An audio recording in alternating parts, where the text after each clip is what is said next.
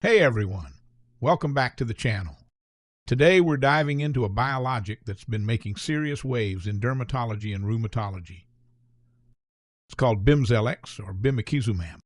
Whether you're a patient exploring treatment options, a med student trying to lock in the basics, or a clinician looking to stay up to date, this one's for you. So what exactly is Bimzelx? It's a humanized monoclonal antibody, a lab-created protein designed to target specific immune pathways.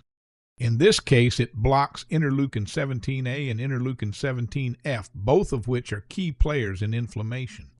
Most older biologics target just IL-17A. Bimzelx goes one step further by targeting both IL-17A and F. That dual approach is thought to result in more complete suppression of the inflammatory process. Let's talk about where Bimzelx is actually used, and it's a growing list. The FDA has approved it for 5 different inflammatory conditions, so let's walk through them. First, plaque psoriasis. For adults with moderate to severe plaque psoriasis, Bimzelx is approved as a systemic treatment. That means it works throughout the whole body. Clinical trials showed that a large percentage of patients achieved almost complete skin clearance, and it happens fast, often within 16 weeks. Next, psoriatic arthritis. Bimzelx helps reduce joint pain, swelling, and improves overall function.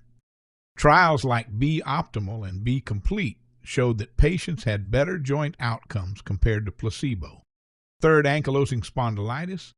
Bimzelx improves spinal stiffness, pain, and physical function. Patients receiving it had higher ASAS-40 response rates, a standard marker of improvement in spondyloarthritis. Fourth, non-radiographic axial spondyloarthritis. For patients who have inflammation but no clear changes on X-ray, Bimzelx is also approved for non-radiographic axial spondyloarthritis. This is a big deal since early control of inflammation can change outcomes. And finally, hidradenitis suppurativa. This is a tough, often painful skin condition with nodules and abscesses. Bimzelx became the first IL-17A and IL-17F blocker approved for HS in 2024. Trials showed it significantly reduced the number and size of painful nodules. In clinical trials, Bimzelx delivered and fast. Whether it's PASI scores for skin clearance, ACR for joint improvement, or ASAS for spinal disease, the results were consistently impressive. Most patients noticed benefits by week 16, and many saw even more improvement as treatment continued. Of course, no medication is without risk. The most common side effects include upper respiratory infections, oral candidiasis, that's a fancy term for yeast in the mouth, headaches, and injection site reactions. More rarely, patients may experience depression or suicidal thoughts. That's why mental health screening and monitoring are crucial. It also slightly raises the risk of infection, so patients should be screened for tuberculosis before starting and watched closely afterward. Bimzelx is given as a subcutaneous injection, that means under the skin. The exact schedule depends on the condition, but it typically starts with a few loading doses followed by 1 injection every 4 weeks. So what really sets Bimzelx apart? It's that dual blockade, IL-17A and IL-17F. That broader suppression may offer more complete symptom relief.